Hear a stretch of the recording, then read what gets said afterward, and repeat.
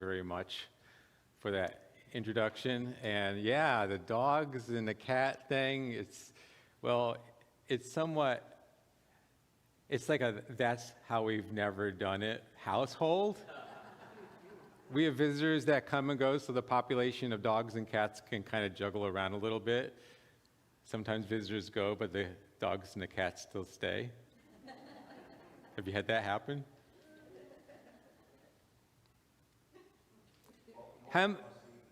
What's that? Thank you, Leland. Leland and Shell. Wow, so blessed to have you here. That's how we've never done it. How many of you have had a that's how we've never done it moment? Maybe you're having one of those that's how we've never done it moment right now. We figure it out, right? It's the ever evolutionary process. It's like, life is going sometimes in a different direction than what we've expected. But in the letting go and letting God, that's how we never done it. That inspiration can happen. And so for me, I had a that's how we never done it moment just recently, kind of like in a frustration, going to the same old office day in, day out, not feeling appreciated. Getting sick of this whole thing called a job. And I'm thinking like, okay, this is the day I'm going to do it. This is the day I'm finally going to quit. But I'm not just going to quit. I'm going to storm down the office, and I'm going to make a scene in front of every employee and walk into the boss's office and tell him a thing or two. And I realized, oh, wait a second, I'm self-employed.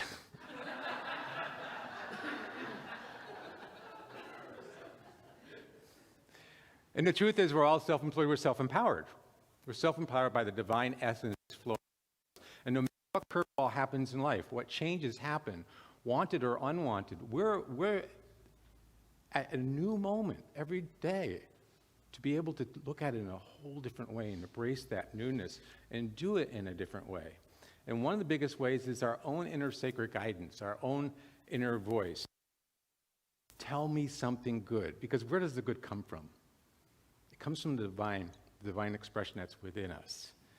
And so I liken it to like the Etch-a-Sketch. Does anybody remember the red little plastic thing with the two little knobs? When I was a kid, I was like fascinated about this. I started designing like a farm scene, making it absolutely perfect. And then I wanted to take it to show it to my mom, and I tripped and I fell, and I picked it up and I'm like, ooh, it's gone.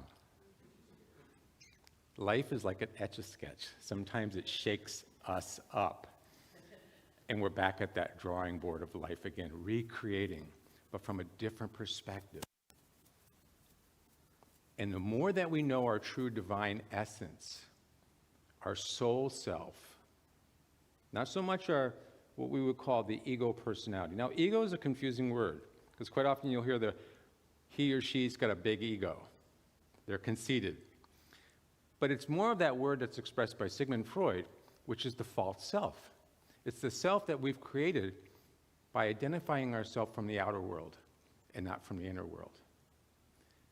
And to be able to raise up in consciousness and to be able to have the inner guidance flowing through us, it is important to do those things that are necessary for us to connect with our higher self, our soul self, our true self, because we're spiritual beings in a human expression, in a human body. And the more that we understand that and embrace that, we can start to look at life differently. Even when we have those that's how we've never done it moments, we can say, well, this is all good. I may not know the answer, but I know that divine essence within me does.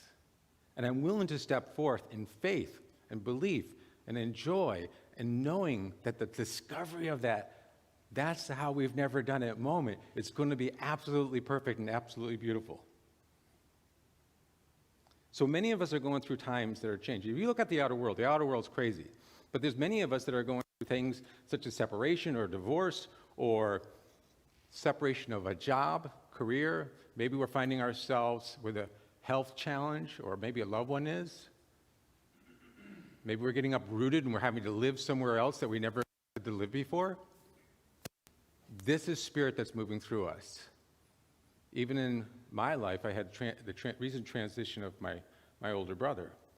Many of us have probably had people in our life that are no longer here in a physical format. But the spiritual truth is we are eternal. We're eternal. So how do we get into this place of being able to listen to our inner guidance? Even when life isn't going well, how do we get into that place? I think the first place is to identify with what is that false self, that ego self. What is that true self, that soul self, that spirit self, that God, divine, whatever word we want to give it. And part of it is we start to look at what is the self-identified controlling aspect of I have to do it this way, it should be this way. The things that we have been programmed to do. See, the ego always wants to control. Years ago, my daughters, Ashley and Nicole, some of you have met my wife, Fani, and my daughters, Ashley and Nicole. We're driving somewhere. We're in a minivan, driving along, and they were, I don't forget, but probably around 5, 7 years old, fighting, arguing. Have you ever had kids that fight and argue? No, right? So driving along, and it's like they're fighting over who gets the middle seat. Now you're in a back seat. There's only one middle seat, and this is the ego. The nature of the ego believes in lack, so there's only one of them, and I have to have it. And here they are, ranting and raving, and finally Dad pulls the van over, turns around, it's like nobody gets the middle seat. Ashley, you sit on the left side. Nicole, you sit on the right side. My wife turns around, and she puts her bag right there. The bag gets the middle seat. Start driving down the road. Dad, Nicole's looking out my window.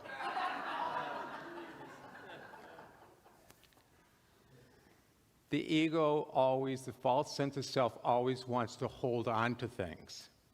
It identifies by that, by our life, by the circumstances, the way that it should be, the way I feel I have to do things.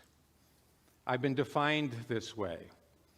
The career I have to have because it's what my parents wanted me to do. They helped pay for my college education, so I can't quit my job. I have a friend like that. He's my age, so he's close to retirement.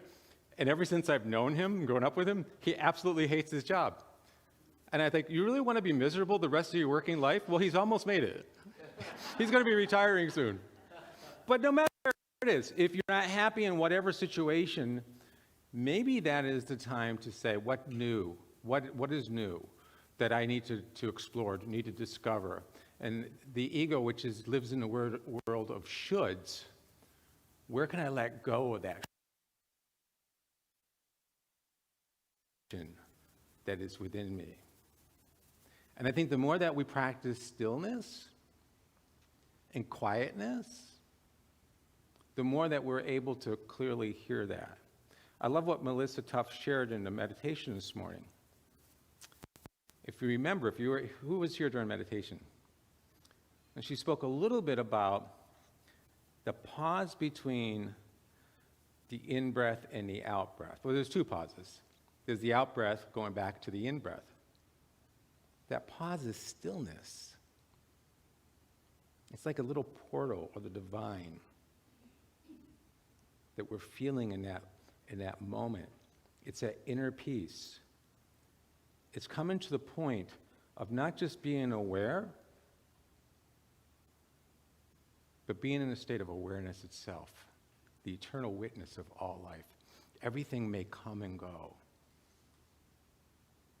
but the inner truth of who you are, the divine self of who you are, the soul aspect of who you are, is light, is love. And so when we come from that space, we have divine clarity. And to also know that it's okay to do it differently and to let that inspiration come to you, whatever way that is. In my own life, there's been a number of changes, And it's actually given me an opportunity to kind of like go and check off something else that's on my bucket list. And I've decided that in May, I'm going to hit the road on my bicycle, and I'm going to ride across the United States.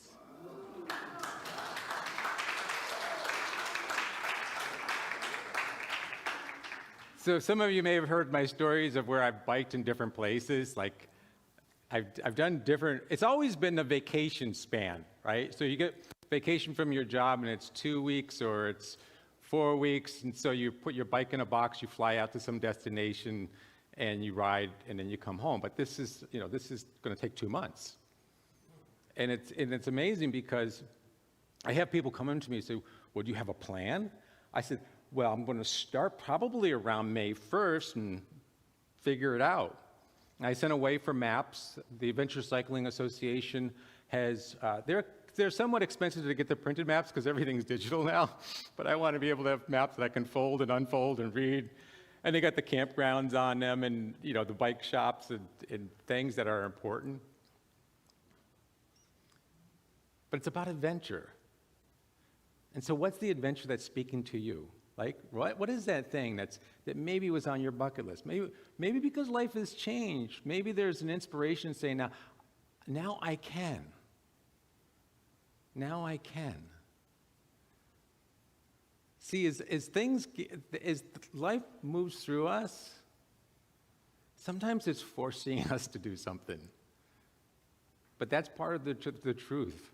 That the apple itself, when it becomes ripe, either gets picked intentionally by the hand, or it may fall from the tree.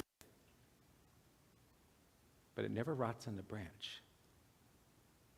And this is the truth. And so we're either going with the flow and intentionally stepping into something new when life is changing, or life's going to push us that way. And this is our spiritual growth. This is our spiritual journey. And the more that we can align with our higher self and divine self and be okay with it, and know that the all good is the all good that we are, that is flowing through us at every given moment. Years ago, my first business was a huge business failure. And today, I'm like a business coach, and okay. But part of it is what you learn, right? You learn along the way.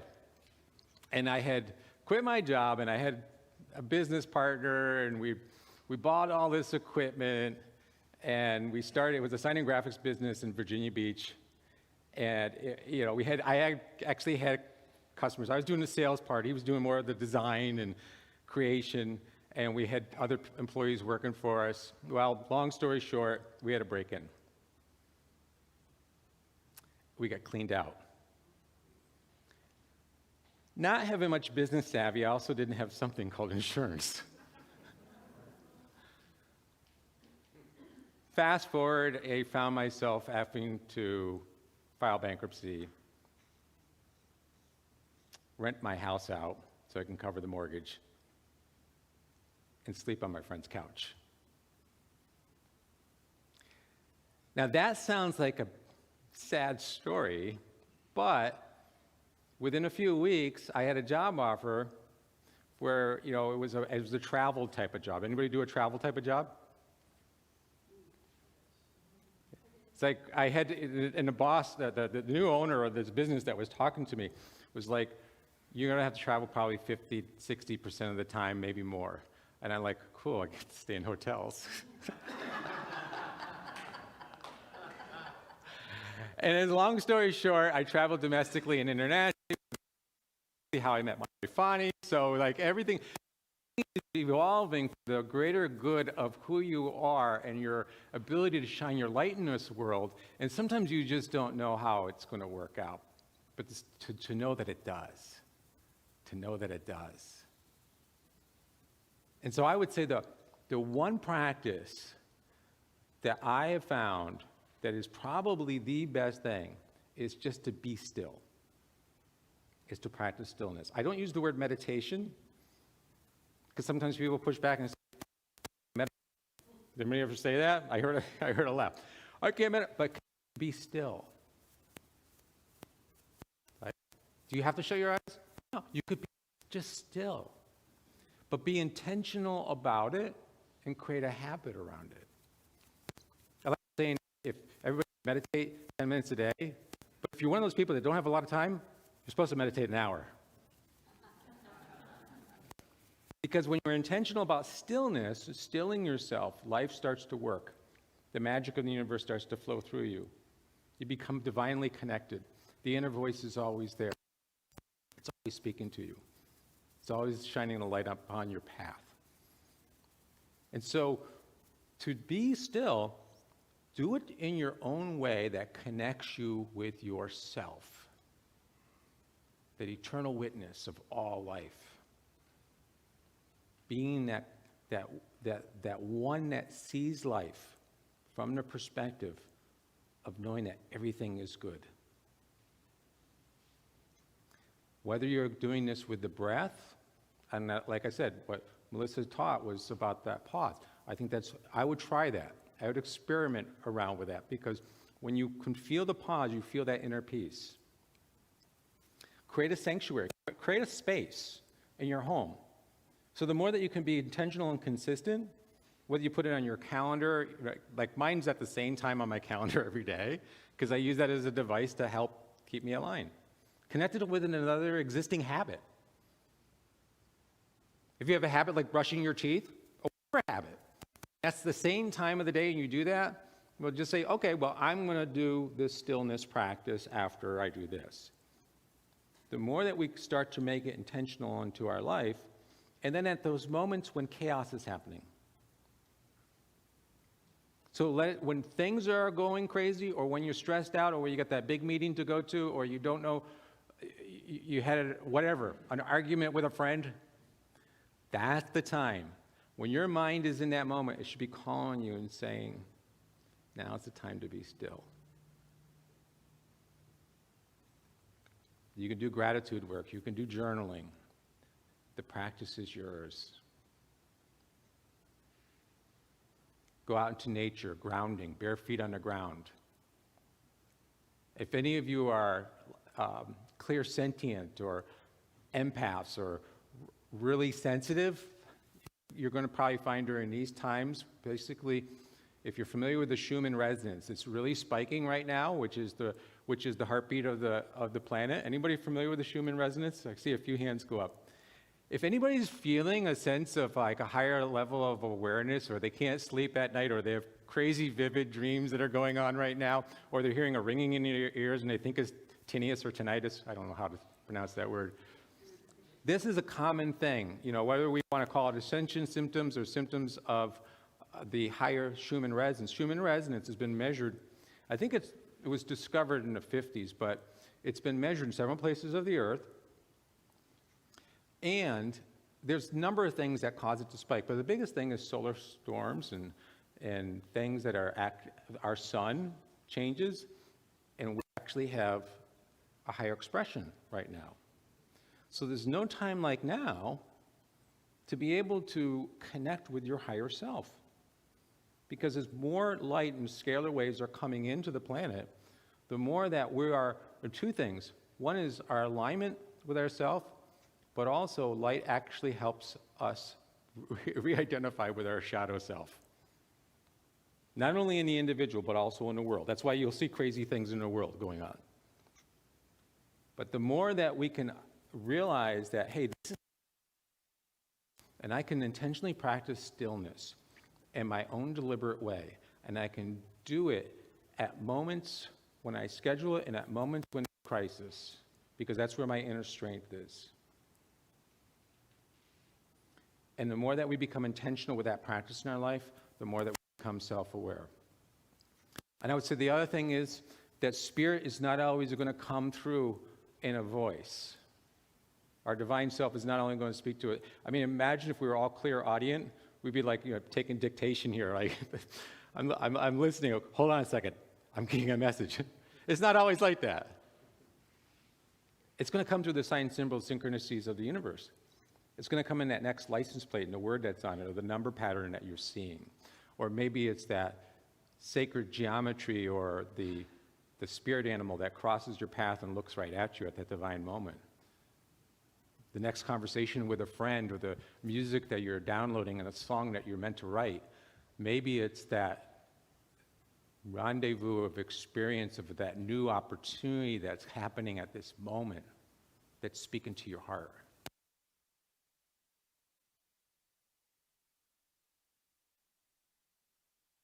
That's happening within you, that you connect with it. And sometimes, too, it's going to tell you to let go, to surrender, to practice detachment.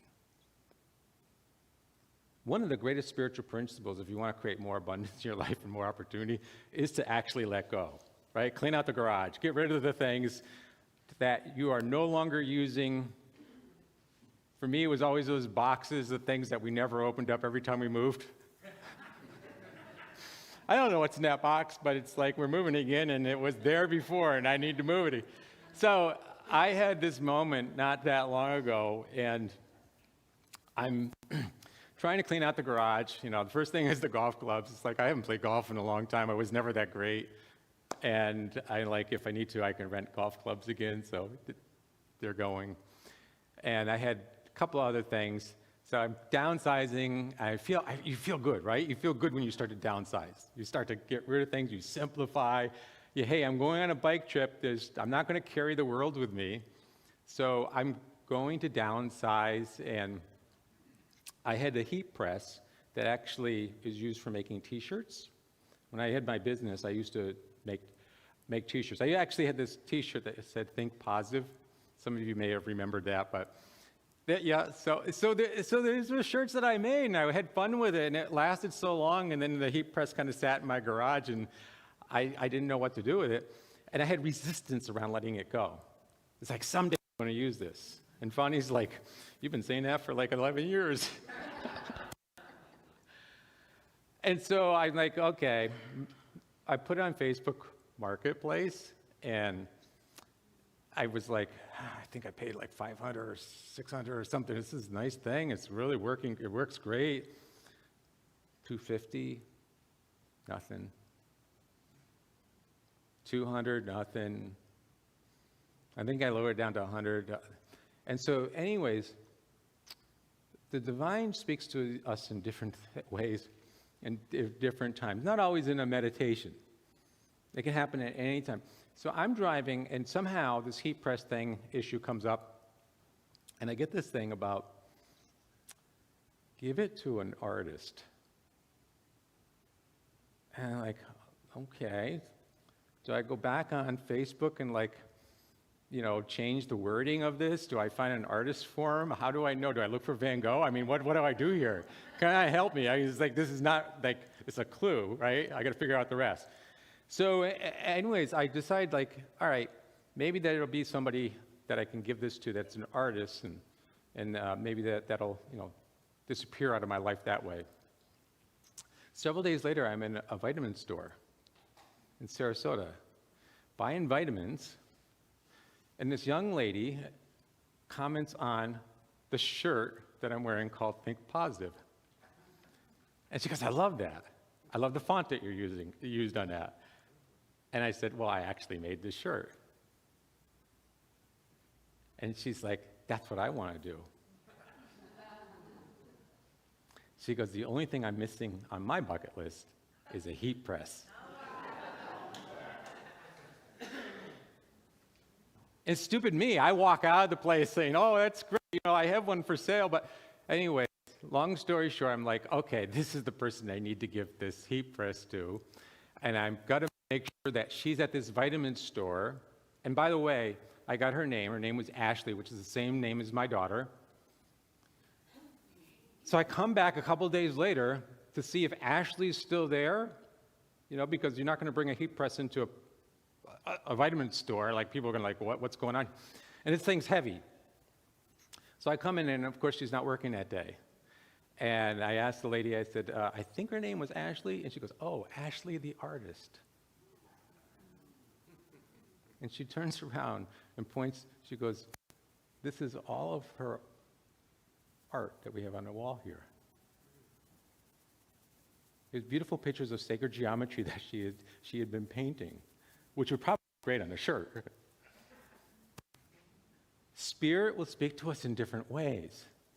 It's when we're silent and when we're true to ourself, our higher self, our soul self, connected with that all perfect, that all divine self.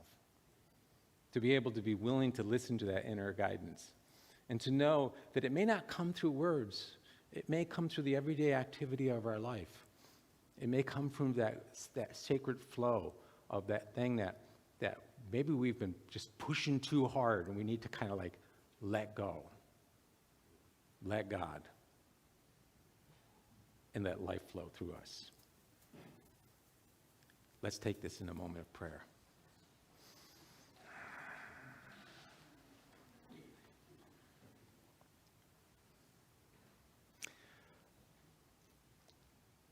Knowing that there is this one divine, beautiful essence of life that is flowing through all things. It is the inner sacred voice, the voice of spirit, the voice of the beauty of the universe, the voice of the soul, the voice of God.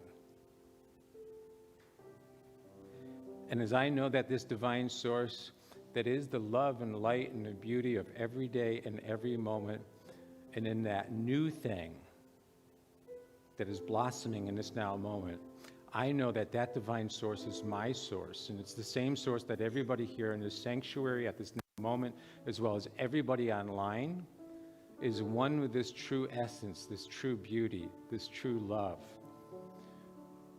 That it lives and it breathes and it exists through our awakened moment. That it guides us and it shows us.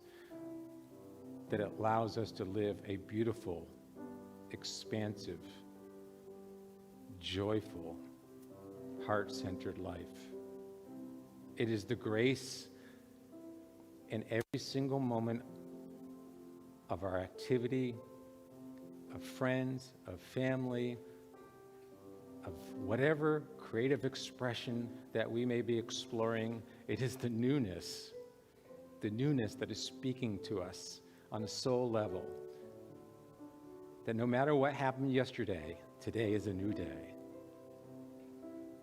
No matter how I've done it, there's an opportunity to do it differently.